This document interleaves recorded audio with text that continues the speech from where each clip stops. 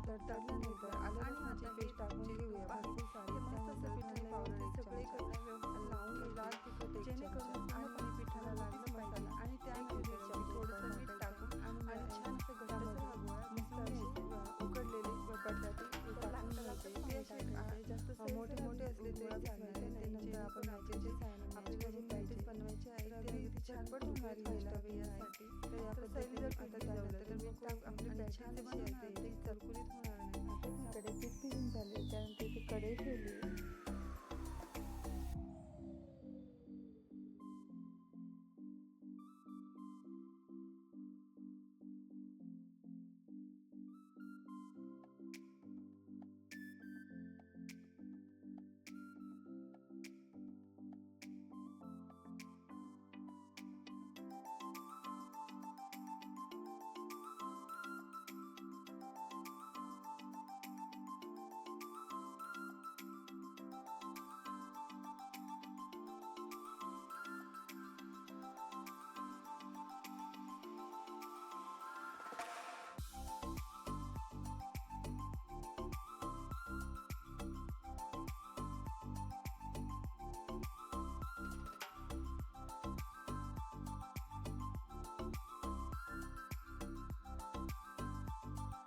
आता मॅचच्या सहाय्याने छान असे मॅच करून घेऊया. तर मस्त अशी आपली इथे बटाट्याची चटणी तयार झालेली आहे.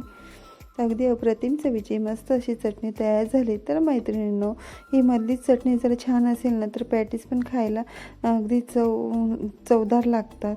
तर खरं तर त्यावरच असतं, जर मधलं स्टफिंग छान असेल तरच आपले पॅटीस पण छान होतात. त्यानंतर आता इथे मी छोटासा गोळा घेतला आहे पिठाचा. त्याला थोडंसं तेल लावून छान अशी त्याची मोठीशी पातळ अशी चपाती लाटून घ्यायची. तर अशा दोन ते तीन चपात्या लाटून घ्यायचे, म्हणजे एकावर एक ठेवून आणि छान असे त्या पोळी तयार झाले पाहिजे यासाठी.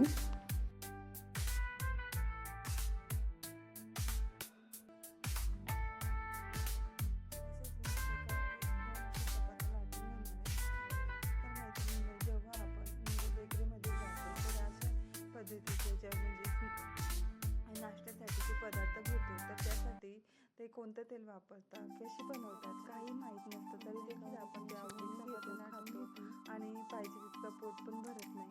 तर अशाच पद्धतीचे जर आपण घरीच असे पदार्थ बनवून खाल्ले तर सगळे आवडीने खातात, पोट पण भरतं आणि नवीन पदार्थ केले तर आपल्याला देखील आनंद. आणि आता छान असं तुपाचं मोहन लावून घ्यायचं आहे पूर्ण अशा चपातीला.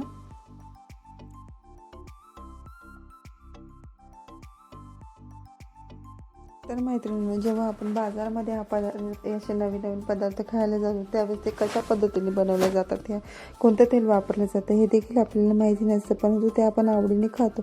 तर त्यापेक्षा जर अशाच पद्धतीने घरी बनवले तर खूप छान होतं. तर आता इथे मी एकावर एक अशा 2 चपात्या ठेवून घेतल्या. त्यानंतर या साईडच्या ज्या कढया आहेत त्या छान अशा मी कट करून घेते. तुम्ही देखील याच पद्धतीने बनवा.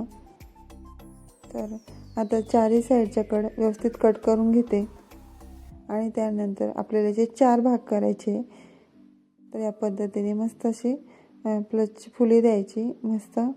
आणि त्यानंतर त्यामध्ये आता बटाट्याचं स्टफिंग भरायचं आहे. तर मैत्रिणींनो, हे स्टफिंगचं म्हणजे जो स्मेल तोच इतका छान येतो आहे ना, तर ती जर चटणी छान झाली ना तर पॅटीस देखील खायला खूप छान लागतं. कारण आतलं जर स्टफिंगच छान असेल ना, त्याची चव जर चांगली असेल तर मग म्हणजे खायला चव पण खूप छान देते. त्यामुळे आतली जी चटणी तीच खूप छान मस्त अशी बनवायची, जेणेकरून म्हणजे पॅटीस पण खायला खूप छान लागतील या पद्धतीने. ते बघा मस्त आता साईडने त्याला काही नाही न लावता फक्त अशाच पद्धतीने हलक्या हाताने प्रेस करून घ्यायचे. तर या पद्धतीनेच मी सर्व पॅटीस भरून घेणार आहे.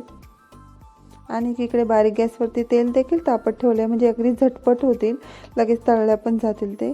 या पद्धतीने व्यवस्थित पॅक करून घ्यायचे. तर चटणी थोडीफार बाहेर आली तरी चालेल, कारण पॅटीची चटणी असेल ती बाहेर थोडीफार दिसायला पाहिजे, म्हणजे असं दिसले पाहिजे. या पद्धतीने भरायचे आहेत आपल्याला.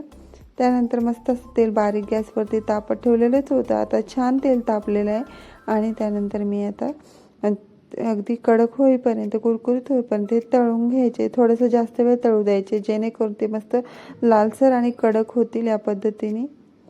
तर बघा पूड देखील असे वरती येतील हळूहळू अशा पद्धतीने तळून घ्यायचे. तर बघा असे छान असे त्याचे पूड पण फुललेले आहेत.